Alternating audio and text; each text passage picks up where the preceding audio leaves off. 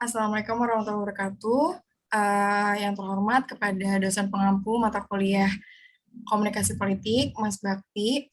Di sini kami akan mempresentasikan tentang materi kelompok kami, yaitu Politik dan Budaya Populer yang mengambil tentang studi kasus pelanggaran ASN terhadap netralitas dalam Pilkada 2020 melalui media sosial.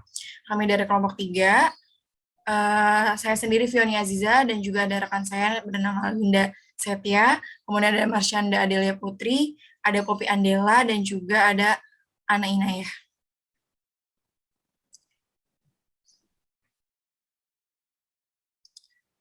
Selanjutnya akan dijelaskan oleh teman saya.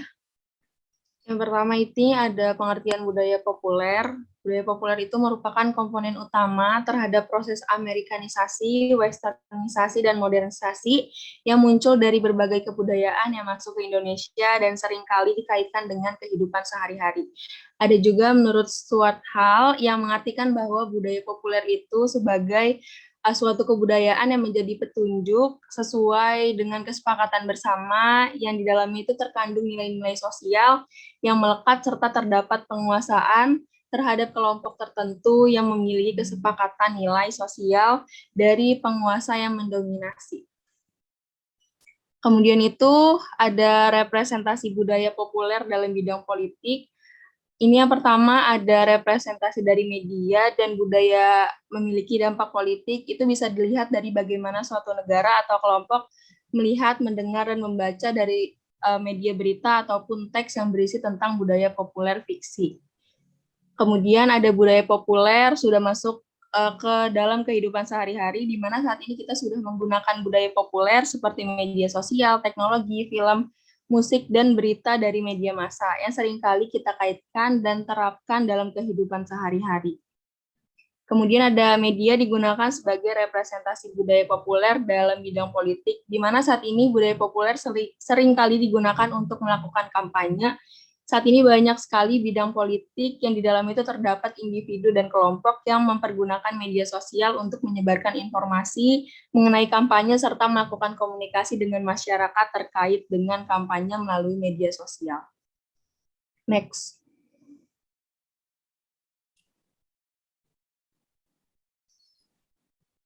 Baik, selanjutnya berkaitan dengan budaya populer, media sosial merupakan suatu media online yang mana menggunakan teknologi berbasis web yang mana secara instan dapat digunakan oleh setiap individu di seluruh penjuru dunia. Seiring dengan perkembangan zaman juga, media sosial sudah sangat luas ragamnya, seperti YouTube, teknologi seperti YouTube, Facebook, Twitter, Instagram, TikTok, dan lain sebagainya. Didukung juga dengan adanya peran teknologi informasi dan juga digital sebagai alat yang digunakan oleh masyarakat saat ini, dapat memungkinkan setiap orang untuk saling berhubungan, menerima, dan berbagi informasi melalui banyak media sosial, baik itu dari segi teks, audio, audiovisual, dan juga gambar. Pada poin kedua yaitu cepat atau real time, di mana segala informasi dapat menyebar ke segala penjuru dunia dengan mudah, dan ini yang dikatakan dengan cepat atau real time.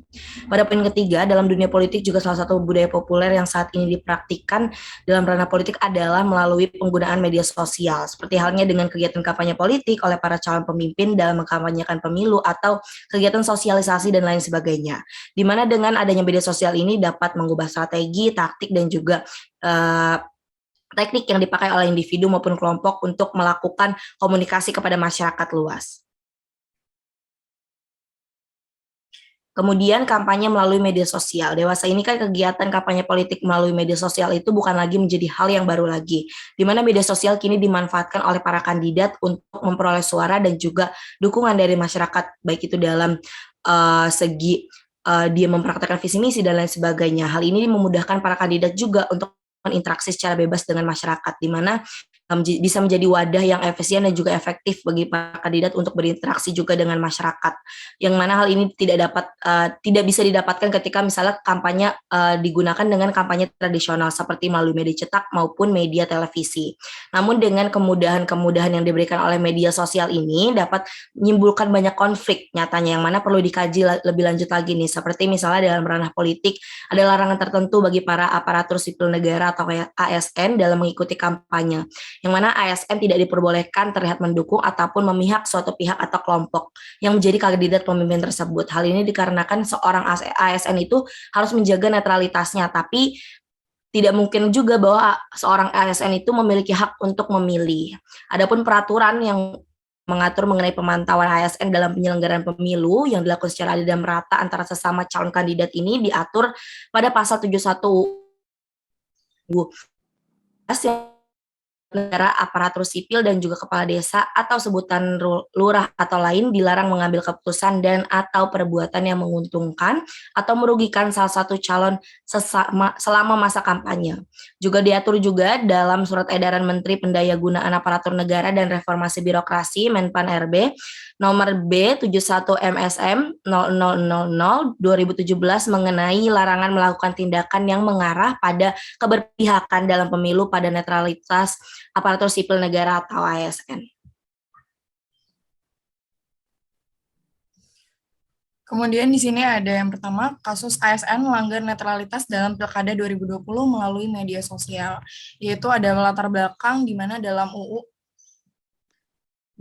nomor 7 tahun 2017 tentang pemilihan umum atau UU Pemilu menjamin harga warga negaranya untuk hak warga negaranya untuk memilih.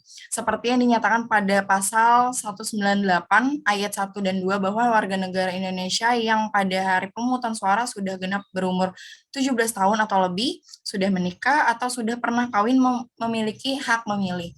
Warga negara Indonesia ini maksud adalah yang didaftar satu kali oleh penyelenggara pemilu dalam daftar pemilih. Tentunya aparatur sipil negara atau ASN sebagai bagian dari warga negara Indonesia juga memiliki hak untuk memilih. Namun berbeda dengan WNI lainnya, ASN itu dilarang untuk menunjukkan preferensi pilihan politiknya di hadapan publik, dan sebagai konsekuensi dari asas netralitas dalam penyelenggaraan kebijakan dan manajemen ASN sebagaimana yang diatur dalam Undang-Undang Nomor 5 Tahun 2004 tentang ASN. Di sini ASN yang melanggar Pasal 280 ayat 3 dapat dikenakan sanksi, yaitu pidana berupa kurungan paling lama 1 tahun dan denda paling banyak 12 juta.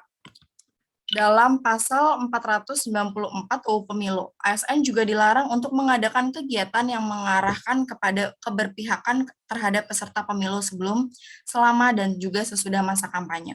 Larangan itu meliputi pertemuan, ajakan, imbauan, seruan, atau pemberian barang kepada aparatur sipil negara dalam lingkungan unit kerjanya, anggota keluarga, dan juga masyarakat, dan hal itu diatur dalam pasal 283 ayat 1 dan juga 2.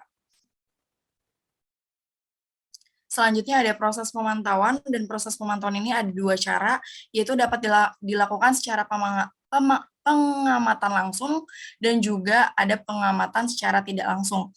Nah, pengamatan langsung itu bisa dilakukan dengan cara pemantauan yang langsung diamati kesehariannya ASN di lingkungan sekitar. Apakah ada tindakan ASN yang membujuk atau kegiatan lainnya yang bersifat mengkampanyekan suatu peserta pemilu. Dan juga ada pemantauan secara tidak langsung, yaitu melakukan dengan memantau melalui media sosial seperti WhatsApp grup atau media sosial lainnya. Nah, pemantau ini biasanya melakukan mulai dari isi percakapan di WhatsApp grup. Dalam media sosial lainnya, ada juga pemantauan yang bisa dilakukan melalui Facebook, Twitter, dan juga Instagram. Pemantau akan melakukan pemantauan dengan mengikuti setiap postingan yang diposting oleh ASN tersebut. Kemudian yang kedua ada temuan pemantauan, di mana yang pertama, selama periode pemantauan, tim pemantau ini berhasil menemukan paling banyak kasus di media sosial. Antara lain ada Facebook, Instagram, dan juga WhatsApp. Nah, bentuk pemantauan ini yang ditemukan oleh pemantau adalah pada umumnya ASN itu bisa mengunggah gambar peserta pemilu yang disertai dengan caption yang bernada sebuah dukungan dan memberikan komentar atau memberikan dukungan peserta pemilu. Kemudian berikut ada grafik jenis pelanggaran netralitas ASN 2020, dan di sini terlihat bahwa grafik paling tinggi itu adalah postingan yang didukung melalui media sosial. Selanjutnya. Nah, kemudian terdapat bentuk tindakan pelanggaran netralitas ASN pada Pilkada 2020, yaitu melalui media sosial. Nah, Pilkada tahun 2020 ini digelar secara serentak di 270 wilayah di Indonesia. Nah, masa kampanye Pilkada ini dimulai sejak 26 September sampai 5 Desember 2020. Bersamaan dengan hal tersebut, terdapat tindakan pelanggaran netralitas ASN melalui media sosial, yaitu ASN tidak boleh atau diharapkan dapat menjaga netralitasnya sesuai dengan yang diatur dalam Undang-Undang Nomor 5 Tahun 2014 mengenai ASN pada pasal 2 huruf F yang menyebutkan bahwa penyelenggaraan kebijakan dan manajemen ASN ini berdasarkan pada asas perilaku pada asas netralitas atau perilaku yang berarti bahwa setiap pegawai ASN tidak berpihak dari segala bentuk pengaruh manapun dan tidak memihak kepada kepentingan siapapun. Nah, dimensinya ini meliputi netral, tidak berpihak, bebas dari konflik kepentingan, bebas dari intervensi politik, serta adil dan melayani. Nah, terdapat beberapa bentuk-bentuk pelanggaran yang seringkali dilakukan oleh ASN adalah mendukung salah satu partai politik di media sosial, berpartisipasi pada kampanye partai politik di media sosial, kemudian berpartisipasi pada sosialisasi partai politik di media sosial, kemudian mengunggah foto atau video bersama dengan seseorang dari partai politik yang terkait, kemudian menekan tombol like, share, ataupun komen pada media sosial yang dapat menunjukkan tindakan keberpihakan. Kemudian,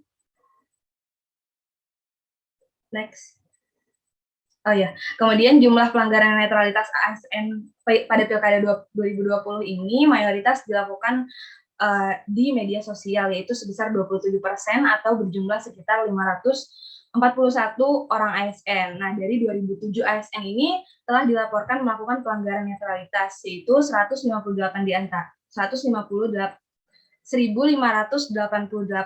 diantaranya mendapatkan rekomendasi dari KASN, kemudian 1.365 diantaranya ditindaklanjuti oleh PKK atau pejabat pembuat komitmen, kemudian 223 diantaranya itu belum mendapatkan tindakan lanjut, kemudian 311 diantaranya tidak terbukti melanggar, dan 108 diantaranya itu tidak memiliki dokumen lengkap sehingga tidak dapat ditindaklanjuti, seperti itu.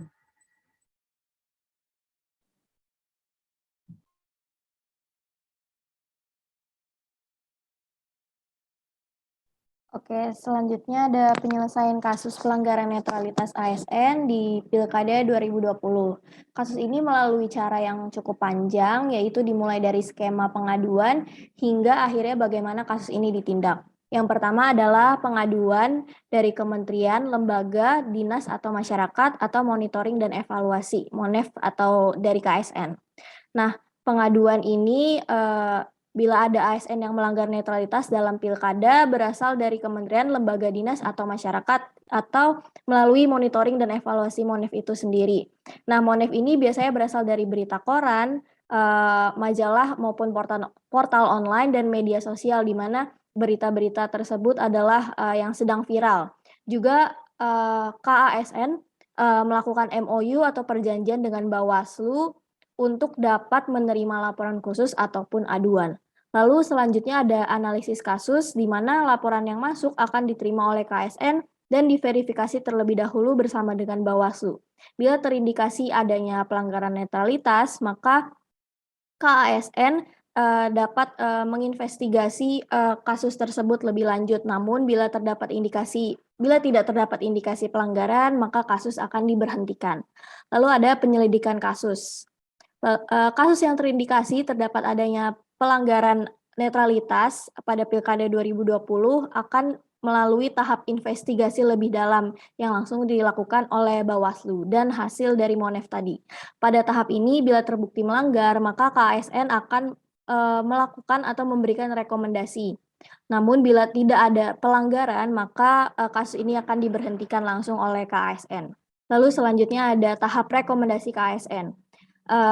Kasus yang terindikasi tadi, maka KASN akan memberikan rekomendasi, di mana di dalam rekomendasi tersebut terdapat kronologis pelanggaran dan juga bagaimana sanksi yang seharusnya diberikan sesuai dengan hukum yang berlaku. Lalu surat rekomendasi ini akan diberikan kepada PPK atau pejabat pembuat komitmen, di mana bila pejabat pembuat komitmen tidak menindaklanjuti kasus ini, maka KSN dapat memberikan peringatan. Nah, tahap selanjutnya bila PPK atau pembuat penjabat komitmen tidak menindaklanjuti laporan KSN, maka BKN atau Badan Kepegawaian Negara bisa memblokir data PNS dan PNS tersebut akhirnya tidak dapat melakukan kenaikan pangkat. Di mana kesimpulannya adalah penyelesaian kasus ini adalah di mana BKN bila PPK tidak menindaklanjuti kasus-kasus tersebut, maka data-data PNS atau ASN yang melanggar akan diblokir dan tidak dapat memproses kenaikan pangkat.